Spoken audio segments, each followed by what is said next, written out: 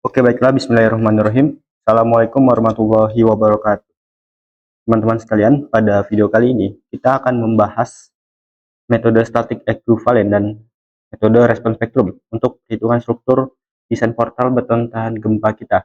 Di mana em, apa itu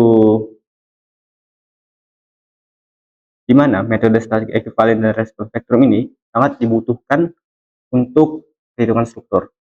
Nanti ini perbedaannya itu adalah kalau metode static equivalent itu analisis strukturnya itu pengaruh gempa dianggap sebagai beban statik horizontal yang bekerja pada bangunan. Sedangkan untuk metode respons spektrum itu adalah metode analisis dinamik yang menghitung respons struktur terhadap beban gempa berdasarkan grafik percepatan maksimum. Nah, nanti untuk respons spektrum itu kurang lebih seperti ini. Dan metode statik ekivalen itu seperti ini kurang lebih. Nah, namun di sini kita akan membahas keduanya. Kenapa? Karena metode ini itu kita bisa memilih salah satu aja sebenarnya. Nah, pertama-tama, nanti untuk metode static equivalent, teman-teman input dulu lokasi, jenis tanah, jumlah tingkat, tinggi tingkat, action C dan FY. Di mana data ini tuh bisa teman-teman dapatkan dari Google Drive ya. Nah, atau juga di spreadsheet ini ada lokasinya Lampung, jenis tanahnya tanah lunak, fungsi bangunan universitas, kemudian F action C, kemudian FY dan FY buat sengkang gitu. Nah, ini juga kalau versi kelas Prof Widodo ada lokasi gedung, jenis tanah, fungsi gedung, F action C dan FY-nya gitu. Jadi nanti kita input ke bagian sini. Nah, di sini aku eh, lokasinya itu Yogyakarta. Nanti teman-teman menyesuaikan aja gitu ya. Untuk jenis tanah yang sedang itu adalah SD. Tanah sedang tuh tanah SD gitu ya. Nih, tanah sedang ini berdasarkan SNI, kemudian jumlah tingkat. Nah, jumlah tingkat ini teman-teman linkkan aja ke area pembebanan di area sini. Nah, biar dia tuh saling ngeling gitu ya. Kemudian untuk tinggi tingkat, itu tinggi tingkatnya adalah 4 meter. Kenapa enggak 3,7? Karena tinggi tingkat yang dimaksud itu adalah tanpa dikurangi oleh balok. Nah, kemudian untuk F aksen C, teman-teman input ke area yang pernah sebagai parameter input di sini ya. Nah, untuk FY ini belum pernah diinput, maka dari itu ini adalah tempat inputnya untuk FY gitu. Itu 420. Nah, kalau punya teman-teman, FY-nya itu adalah ini, mutu budget tulangan pokok gitu ya. Itu pun kelas Prof Teguh, FY-nya tuh yang ini. Nah, setelah selesai, teman-teman langsung aja ke website ya. Website namanya itu adalah ini, rsa.ciptakarya. Nah, ini tuh apa? Ini tuh adalah untuk mencari nilai S1 dan SS pada lokasi bangunan yang akan kita bangun gitu. Maka dari itu, ini kita langsung aja input. Jenis inputnya itu adalah nama kota. Nah, kemudian di input kotanya sesuai dengan bagian kelompok masing-masing. Dan tampilkan. Nah, setelah selesai, kemudian kelasnya ini teman-teman sesuaikan. Tanahnya itu tanah sedang, tanah lunak, tanah batuan, atau tanah keras gitu ya. Nah, di sini karena di Excel itu adalah tanah sedang, maka ini aku input aja langsung tanah sedang. Nah, kemudian di copy nilai SS-nya, CTRLC, paste di sini ya. Nah, jika koma dan titik teman-teman itu ada perbedaan, maka setting satu di sini ya, di file, kemudian options, kemudian di advance, di bagian desimal separatornya ini ubah jadi titik. Nah, kemudian thousand separatornya ini jadi koma. Terus apalagi yang di setting? Di setting itu adalah di Windows Control Panel ya. Teman-teman search aja Control Panel. Kemudian clock and regionnya itu change date, time, or number format di additional settings. Teman-teman ubah desimal simbolnya jadi titik. Kemudian digit grouping simbolnya jadi koma. Jika udah sama maka langsung oke aja. Nah, nanti copy ke sini nilai SS-nya. Kemudian nilai S1 ini tinggal di copy aja ke area ini. Kemudian untuk nilai FA dan FP itu kan kalau di SNI di tabel 6 koefisien situs FA ini itu nggak ada ya. Nilai ini tuh 1,1070 tuh nggak ada di tabel kolom ini. Itulah mengapa kita perlu melakukan interpolasi. Nah, kita lihat bahwasanya nilai 1,1 itu berada di rentang 1 sampai 1,25 gitu ya. Itulah mengapa di sini kita input dulu. Ini kita input 1 dan ini 1,25. Nah, 1,25. Kemudian FA-nya kita masukin sesuai SD ya. Pada SS1 FA-nya itu dengan kondisi tanah SD, FA-nya itu adalah 1,1. Nah, yang pada 1,25 itu nilai SS-nya tuh FA-nya itu adalah 1. Nah, didapat taman ini ngelingkan aja ke sini ya. Yang ini. Nah, terus rumus interpolasi itu sebagai berikut. Forecast, kemudian masukin target nilainya, kemudian masukin rentangnya. Rentang FA dulu, baru rentang SS. Rentang yang dicari, kemudian rentang pertimbangannya gitu. Didapat nilai FA, koefisien situs. Berdasarkan SNI 1726 tahun 2019, tabel 6 itu 1,06 ya. Nanti ini yang kuning ini linknya ke sini. Nah, setelah selesai, untuk FP itu konsepnya sama. Kita lihat dulu S1 kita itu nilainya berada di rentang 0,5. Nah, berdasarkan nilai S1 yaitu 0,5, maka FP-nya itu berapa? Nah, kita masukin aja di sini 0,5 dan 0,6 gitu ya. Yang ini. Nah, kita lihat tanah kita tuh kan tanah SD. Nah, kita masukin pada saat dia 0,5, nilai tanahnya itu, nilai FP-nya atau koefisien situsnya itu adalah 1,8 sesuai dengan kondisi tanah masing-masing ya. Ini kita masukin dulu ini 0,5, ini 1,8. Nah, kemudian 0,6 pada saat SD dia tuh 1,7. Nah, sehingga didapat nilai 0,51-nya itu linkkan aja sama seperti ini konsepnya. Ini sumber dari ini dan kemudian didapat nilai FP-nya. Nah, FP ini masukin ke sini. Nah, kemudian dapat nilai SMS-nya, kemudian dapat nilai SM1, DS dan SD1 dalam satuan gravitasi. Kemudian kita masukin nilai periode panjangnya. Kita masukin TL ini ya. TL ini kita copy ke sini. Kalau di Yogyakarta, TL atau periode panjangnya itu 6 detik. Nah, kemudian untuk kategori risiko, teman-teman bisa cek kategori risiko tuh pada SNI juga gitu ya.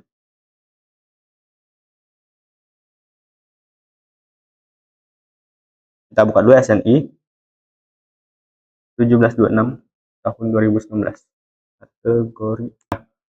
Berdasarkan tabel 3 ya. Ini tabel 3. Nih, jangan lupa di screenshot biar tidak lupa. Kita lihat fungsi bangunan kita kan menyesuaikan dengan spreadsheet ini. Nih, ada universitas, perkantoran, dan apartemen. Nah, kemudian teman-teman cari di sini. Nah, kalau gedung universitas, kita cek dulu ya. Ya, gedung sekolah atau fasilitas pendidikan, dia termasuk kategori risiko 4. Maka dari itu nanti dimasukin 4. Nah, ini berpengaruh ke apa? Ini berpengaruh di faktor keutamaan gempa. Gimana kalau gedung yang lain, gedung perkantoran dan lain? Maka teman-teman cari aja di sini. Gedung perkantoran itu fasilitas, kita cari dulu ya. Gedung pertemuan, nah ini gedung perkantoran itu termasuk kategori risiko 2. Kemudian gedung yang lainnya juga menyesuaikan gitu ya.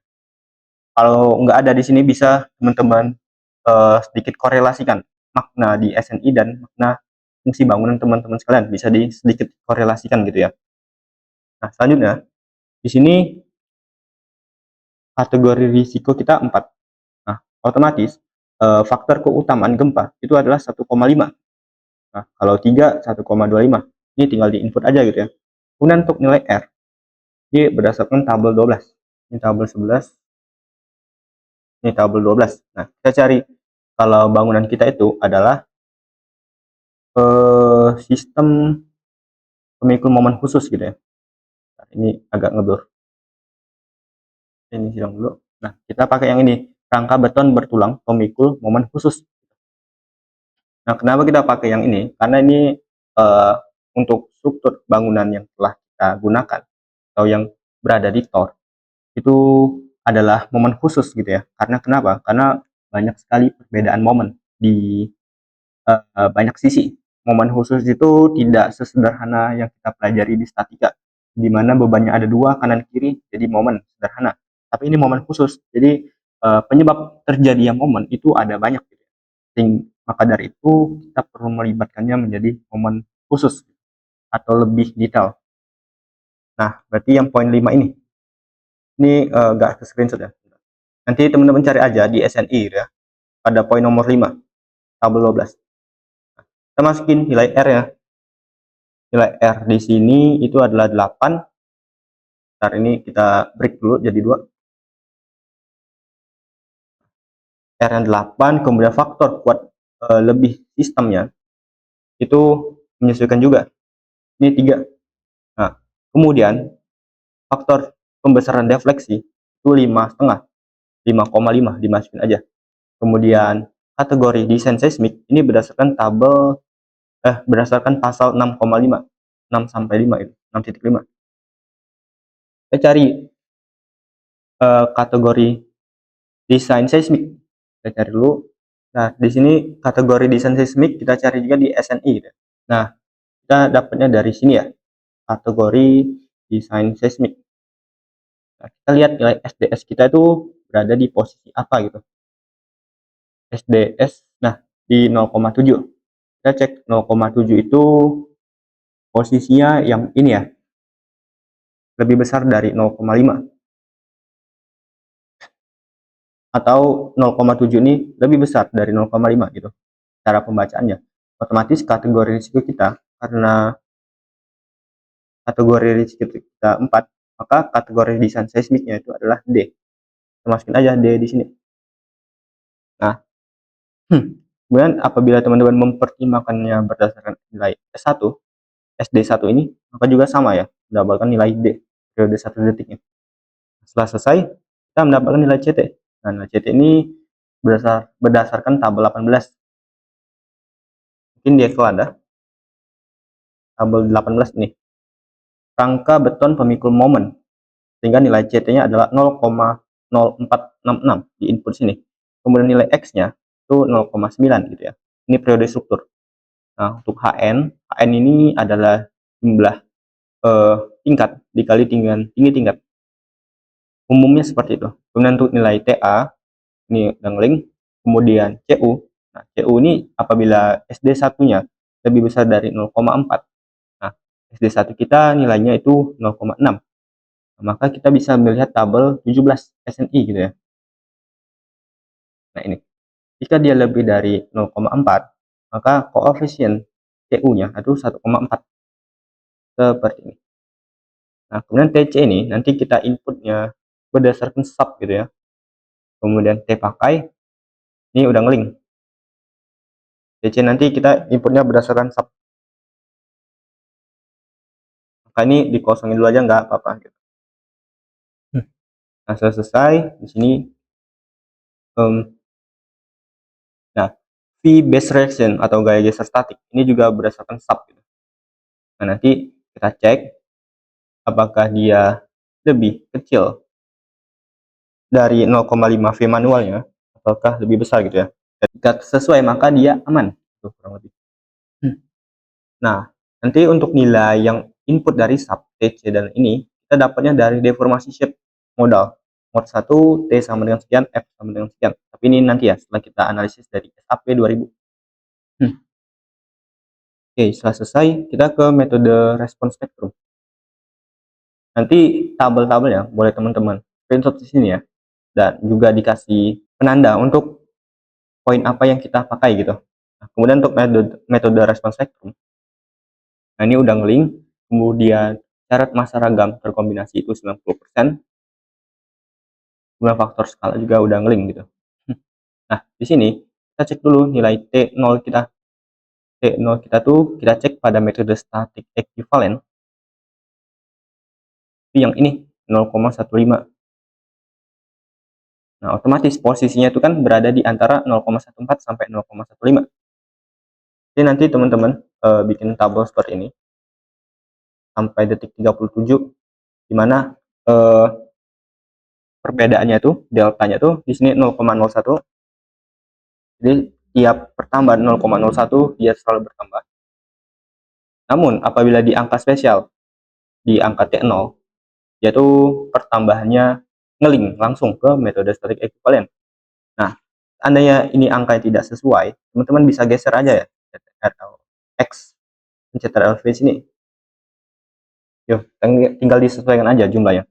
Ini makin ke bawah makin besar. Jadi tidak ada istilahnya tuh dia membesar dulu kemudian turun, itu nggak ada. Periode itu selalu ke kanan gitu ya. Nah, kemudian setelah ini selesai, pertambahannya tuh jadi 0,1. Setelah 0,10 sebenarnya pertambahannya itu udah 0,1 gitu ya. Oke, masih 0,1 sampai sini. Sampai dia ketemu TS. Nah, TS ini teman-teman juga di metode statik ekuivalen. TS ini nilainya adalah 0,7768 detik gitu.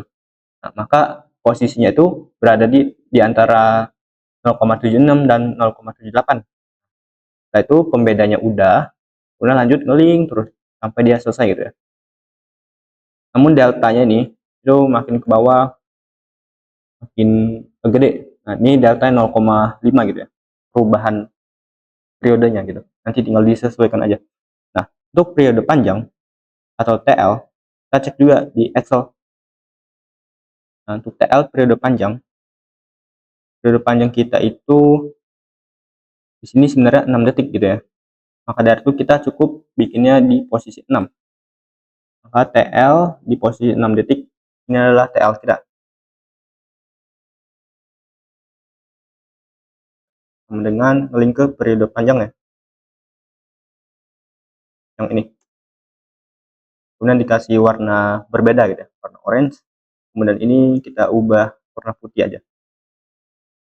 Nah, setelah selesai, nanti perbedaan rumusnya itu cukup signifikan ya.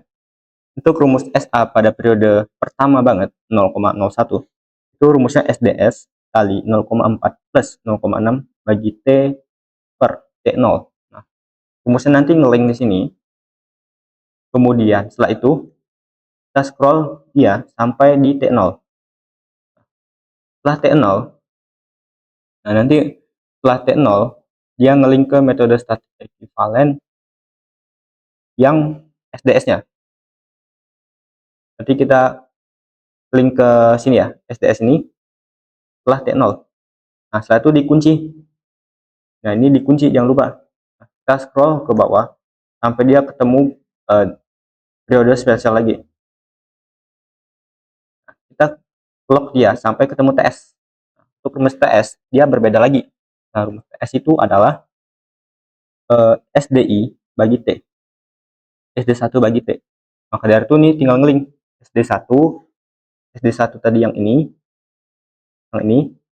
dan dibagi dengan periodenya. Periode itu yang sebelah kirinya, yang ini gitu ya.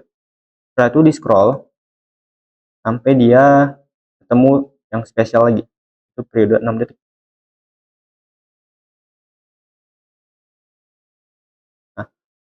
Nah, nanti setelah dilingkan sampai periode 6 detik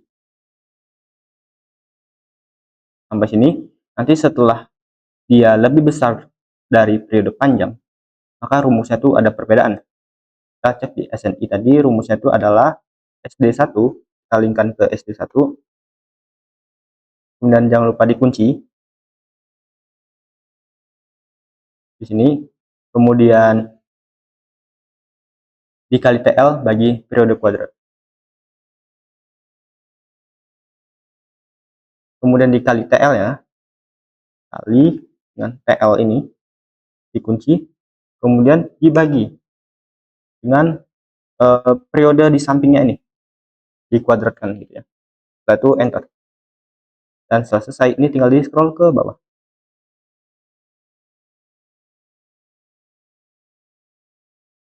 Oke. Setelah selesai, nanti didapat respon spektrum sebagai berikut. Kita ke static equivalent ya, karena metode yang kita pakai yaitu static equivalent gitu ya. Nah, di sini itu udah ngelink gitu ya. Intinya apa? Static equivalent itu adalah tujuannya itu untuk mengetahui distribusi beban vertikalnya terhadap jumlah tingkatnya gitu. Nah, di sini didapat nilai fx pada tiap-tiap lantai. Nah, ini grafiknya diperoleh.